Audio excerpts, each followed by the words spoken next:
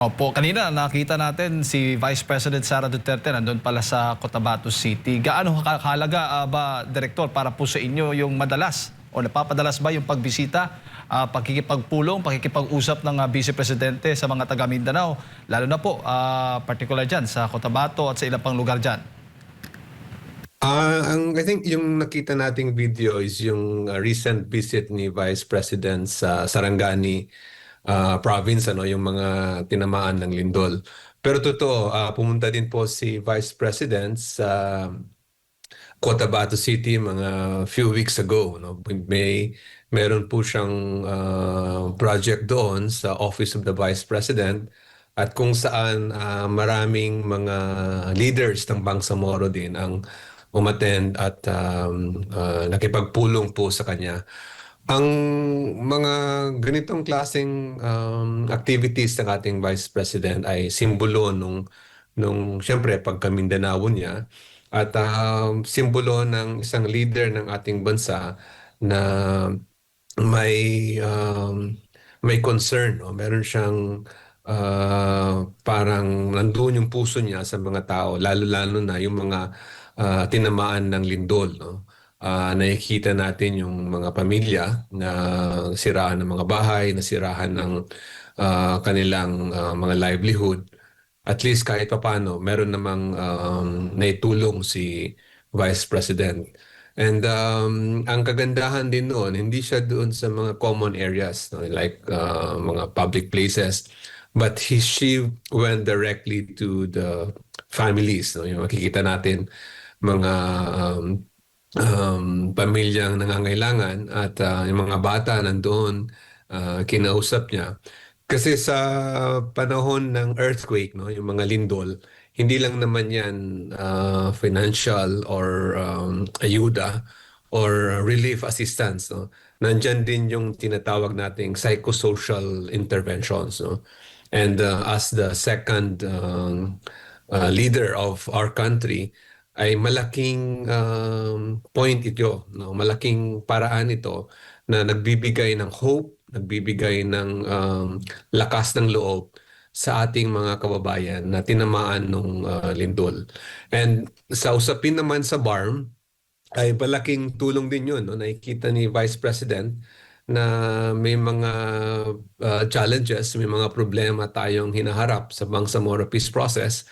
Una, yung April 9, no, yung araw ng Kagitingan, maganda yung message niya, no, mas straight to the point, no, yung mensahe ng Vice President natin si Sara Duterte na dapat bigyang pansin yung mga pagkukulang sa Bangsamoro Peace Process, lalong-lalo na doon sa decommissioning at mga ibang mga bagay.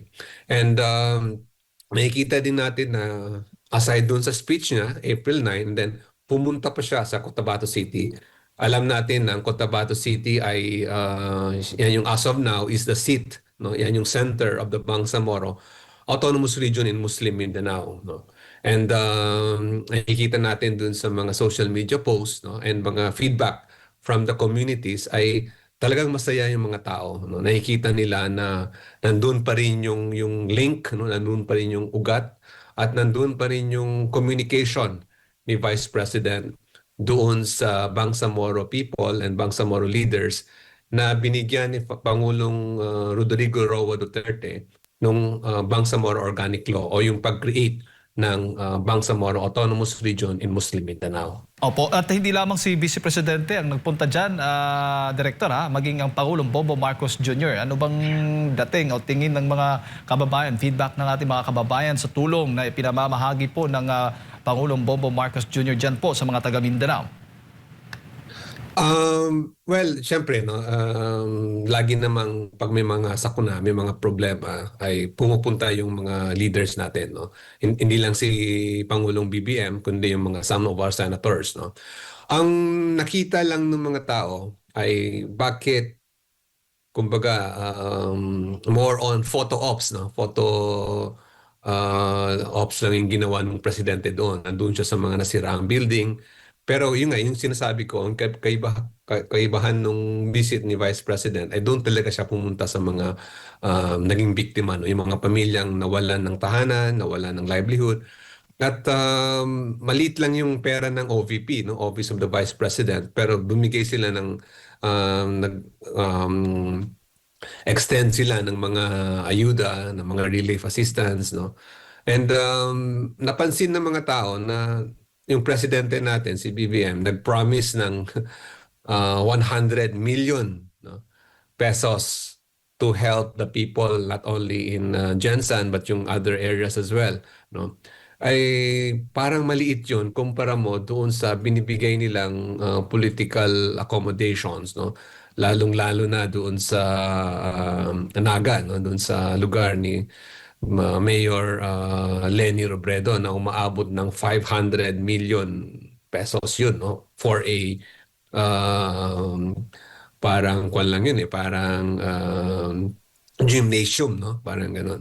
So, sa mga taga Mindanao, no, lalong-lalo ako, I speak also as a Mindanaoan, as a Bangsamoro, ay parang hindi siya balanse, no? Bakit yung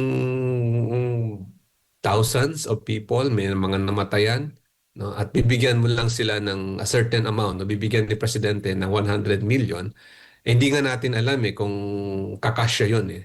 Di ba? So dapat, before anything na bibigay yung Presidente, dapat klaro yun na may assessment, no? Kung ano yung damages, no? And sapat na ba yung 100 million o hindi. So, ikukumpara natin doon sa isang proyekto, no, na magbe-benefit isang city. Hindi naman urgent yung pangangailangan ng isang gymnasium sa Naga. Pero bakit parang malaki yung binigay, no? So, yun, lumalabas sa mga taga Mindanao na parang lagi kaming second, no, second or even third, no, sa priority ng ating Pangulo. Opo.